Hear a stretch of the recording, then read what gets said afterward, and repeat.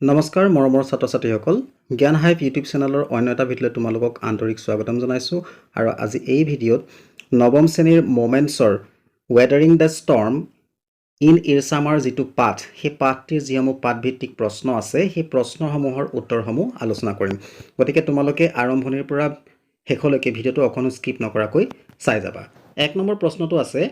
What havoc has the super cyclone wreaked in the life of the people of Orissa? ওড়িশাত অহা সেই যি অতি ঘূৰ্ণি বতাহ আছিল সেই অতি ঘূৰ্ণি বতাহৰ ধ্বংসযজ্ঞই ওড়িশা মানুহৰ জীৱনত কি প্ৰভাৱ কেনেকুৱা ধৰণৰ প্ৰভাৱ পেলাইছিল বা কি নষ্ট কৰিছিল ইয়াৰ উত্তৰটো হৈছে the super cyclone in Odisha brought heavy rains and strong winds ওড়িশাৰ সেই অতি পাকনি বতাহজাকে বা ঘূৰ্ণি বতাহজাকে অতি প্ৰচুৰ পৰিমাণে বৰষুণ আনিছিল আৰু শক্তিশালী বতাহ বা ধুমুহা আহিছিল As a result, most of the houses had been blown away and only the strong cement houses were spared. আৰু ফলস্বৰূপে বহুতো ঘৰ উটি গৈছিল আৰু কেৱল চিমেণ্টৰ শক্তিশালী ঘৰবিলাকহে বাচি ৰৈছিল As far as the eye could see, the dirty water covered the land. আৰু চকুৰে যিমান দূৰলৈকে মনিব পাৰি সিমান দূৰলৈকে লেতেৰা পানীৰে ভূখণ্ডক ঢাকি ৰাখিছিল বা মাটিৰ ভাগক ঢাকি ৰাখিছিল in the flood many people lost their lives আৰু বানত বহুতো মানুহে তেওঁলোকৰ জীৱন হেৰুৱাইছিল all around there were floating human bodies and bloated animal carcasses আৰু সকলো দিশতে মানুহৰ মৃতদেহ আৰু ফুলি উঠা জীৱ জন্তুৰ মৃতদেহ বা মৰা হয় সকলোফালে উপঙি আছিল even The strongest of the trees had been uprooted. আনকি শক্তিশালী গছবিলাকো উভালি পৰিছিল The scenes were macabre. Many people lost their lives, relatives, and many children had been orphaned. আৰু সেই দৃশ্যবিলাক অতি বিভৎস আছিল বহুতো মানুহে তেওঁলোকৰ সম্বন্ধীয়াক হেৰুৱাইছিল আৰু বহুতো ল'ৰা ছোৱালী মাউৰা হৈ পৰিছিল অৰ্থাৎ মাক দেউতাক নোহোৱা হৈ পৰিছিল There was shortage of food and drinking water আৰু লগতে খাদ্য আৰু খোৱা পানীৰ অভাৱ ঘটিছিল বা নাটনি ঘটিছিল people were sad and helpless মানুহবিলাক বৰ দুখী হৈ পৰিছিল আৰু অসহায় হৈ পৰিছিল দুই নম্বৰ প্ৰশ্নটো আছে How has Prashant, a teenager, been able to help the people of his village? প্ৰশান্ত এটি কিশোৰে কেনেকৈ তেওঁৰ গাঁৱৰ মানুহবোৰক সহায় কৰিবলৈ সক্ষম হ'ল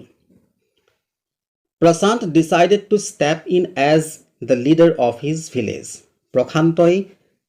তেওঁ গাঁৱৰ মুৰব্বী হিচাপে আগবাঢ়িবলৈ সিদ্ধান্ত ল'লে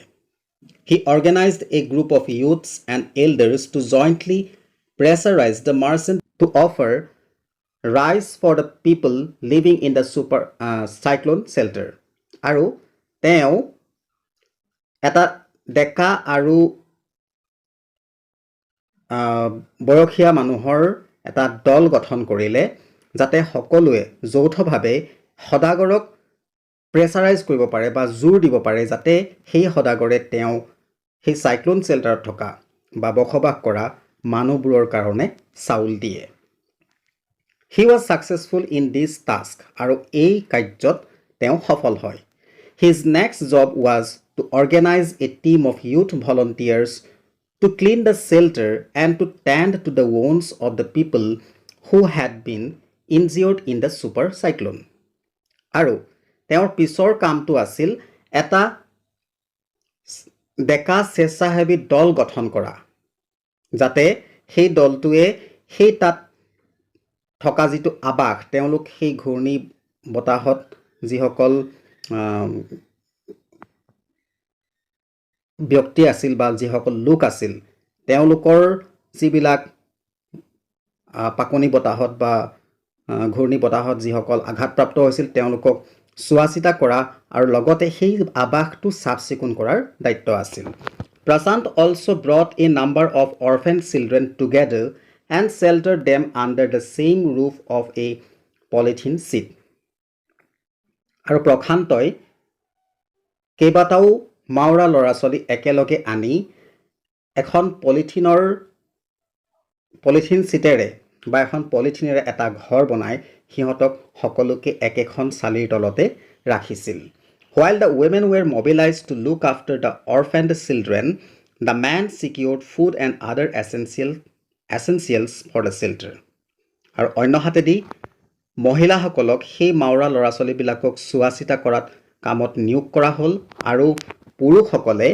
সেই আৱাসটোত বসবাস কৰা লোকসকলৰ কাৰণে খাদ্য আৰু অন্যান্য যিবিলাক যাৱতীয় বা প্ৰয়োজনীয় বস্তু মৌলিক প্ৰয়োজনীয় বস্তু সেই বস্তুবিলাকৰ দায়িত্ব বা চোৱা চিতা কৰিলে। When he realized that the women were grief-stricken, he persuaded them to start working in the Food for Work program, which was initiated by an NGO. যেতিয়া প্ৰশান্তই উপলব্ধি কৰিলে যে মহিলাসকলে দুখত ভাঙি পৰিছে, তেতিয়া তেওঁলোকক ফুড ফৰ ৱৰ্ক নামৰ এটা আঁচনিত, কামৰ বিনিময়ত খাদ্য নামৰ এটা আঁচনিত তেওঁলোকক কাম কৰাবলৈ বাধ্য কৰালে, যিটো কাম এটা NGOৰ দ্বাৰা দায়িত্ব লোৱা হৈছিল বা এটা NGOৰ দ্বাৰা চলোৱা হৈছিল। NGO অৰ্থাৎ বেচৰকাৰী সংস্থা। He also organized sports events for children and held cricket matches. লগতে প্ৰশান্তই সেই ল'ৰা ছোৱালীবোৰৰ কাৰণে খেল ধেমালিৰ আয়োজন কৰিলে আৰু ক্ৰিকেট মেটছ বা ক্ৰিকেট প্ৰতিযোগিতা পাতিলে। That's how he helped the people of his village. আৰু এনেকৈ প্ৰশান্তই তেওঁ গাঁৱৰ মানুহবোৰক সহায় কৰিছিল। নেক্সট কুৱেশ্যনটো আছে, how have the people of the community helped one another? What role do the women of Kalikura play during these days? সেই সমাজখনৰ মানুহবিলাকে এজনে আন এজনক কেনেকৈ সহায় কৰিছিল আৰু সেই দিনকেইটাত কালিকুৰাৰ মহিলাসকলৰ ভূমিকা কি আছিল? তো ইয়াৰ উত্তৰটো হৈছে, during the stay of the people in the cyclone shelter, the people of the community got together and began to help one another under the leadership of young Prashant. Cyclone shelterত বাস কৰা সময়ছোৱাত সেই সমাজখনৰ মানুহখিনিয়ে একেলগ হৈ বা লগ লাগি এজনে আনজনক সহায় কৰিছিল ডেকা প্ৰশান্তৰ নেতৃত্বত। All the men together pressurized the merchant to part with his rice for the people in the shelter and was successful. আৰু সকলো পুৰুষ একগোট হৈ সেই সদাগৰজনক